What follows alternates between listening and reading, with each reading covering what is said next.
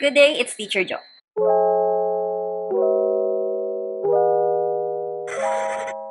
Teaching your child sex ed concepts is, I believe, the responsibility of parents. Teachers like me can, yes, pwede naming ituro ito, but it's not ideal. It's not that I don't want to teach this to your child. I'd love to, sa totoo lang po. Pero, our beliefs and preferences might differ and even contradict. This also applies to other people, hindi lang po kaming mga teacher. What if an evil person is the one who had the chance to teach your child basic sex ed concepts before you? Imagine what can happen. And take note, teaching sex ed concepts is not just about sharing information sa inyong anak. You are actually teaching values and attitudes that your child will adhere to hanggang sa paglaki niya. That is why I believe sex education is a very personal topic that is better discussed at home with the people your child can trust. Lastly, it is important, parents, that your child can come to you comfortably. Ngayon pa lang na bata siya for reliable and honest information. So hopefully someday he'll grow up not embarrassed to ask about this. Kaya tayo, we ended up experimenting, seeking answers from the internet, other people, relationships. Pero parents, the sex ed concepts you'll be teaching to your child should be age appropriate. And that is where I come in. I'll be giving you a list of concepts you can teach to your child early on about sex education. Like I said in our intro in the previous episode, we want to teach this to your child to equip them so that when they face experiences that may and can traumatize them, they are ready and they will know how to respond. Before I share with you the concepts, take note of this. Make sure that you teach these concepts to them as if it is a normal topic. Because this is actually a normal topic na as Filipinos consider taboo or nakakahiyang topic to discuss. Kaya parents, try your best to act normal. Yung hindi kayo natatawa or nahihiya kasi mararamdaman po yun ng iyong anak. But also be serious. To the point that they know that what you're teaching them is important. Kaya kayo na po magbalanse nun. Na normal siya, pero seryoso kayo. This is not a laughing matter and that it's important. Concept number 1. Teach them their sex.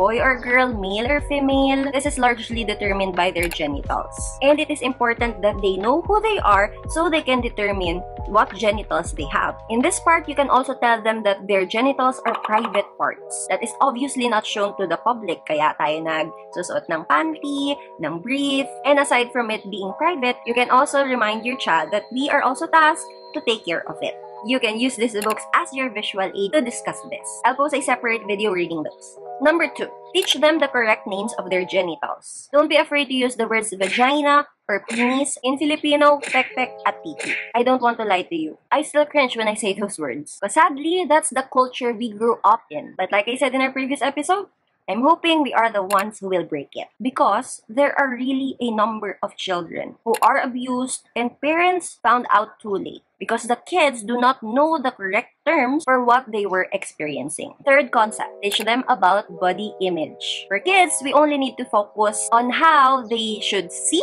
and treat their body. And that is, our body is ours. And that implies that we, the body owners, are the only ones allowed to touch it. And that leads us to our 4th and last concept, teach them about boundaries. Explain to your child that since their body is theirs, sa kanila yon, they are allowed to tell other people not to touch it. Ano yung touch na tinutukoy ko dito? Physical affections like kissing, hugging, even tickling, and holding hands. They are allowed to tell people, should teach this to them, that those people cannot do that to them without their consent. You can also teach them, parents, when and to whom it is only okay that those actions are done to them. That's the 4 basic concepts I want you to teach your child early on about sex education. But there are other concepts, and you should learn about them, find out about them early on as well. I have put links in the description box below so you can have ideas on what to discuss in the near future. And I want to prep you, parents, because there will also come a time that your child might come to you kasi yun naman yung gusto natin gawin nila and ask complicated and thought-provoking questions. The most common inquiry is, how are babies made? And the answer to that is actually really simple. Mom and dad had sexual intercourse, coitus, as Sheldon says. But not only is that not each appropriate, your child won't also understand. And I can't tell you how to answer that. It will depend again on your beliefs and preferences. You can opt to teach them the science about it, or focus on the love-making explanation, or maybe just tell him that God created babies. Totoo naman yun.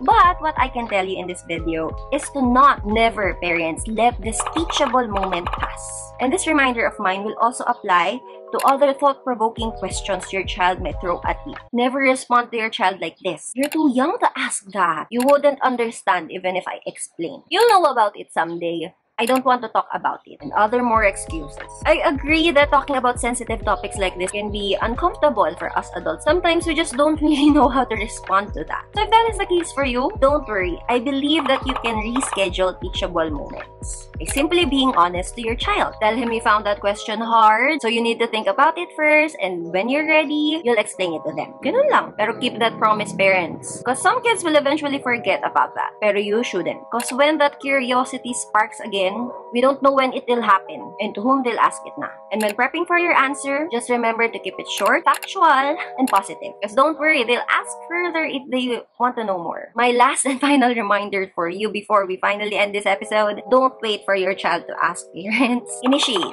Because maybe they never will ask you, or maybe they will ask pero sa ibang tao. Please be keen in looking out for teachable moments. Because you can use that as a springboard to discuss sex ed topics. When someone gets pregnant, when your child saw an LGBTQ couple, when your child heard the word sex or other provocative words from a song, when your child saw a couple kissing in a movie, and other more teachable moments. Just don't be afraid to start the conversation, for this information again needs to come from you. Just remember these 4 whys, and I hope it can encourage you. See you next Monday!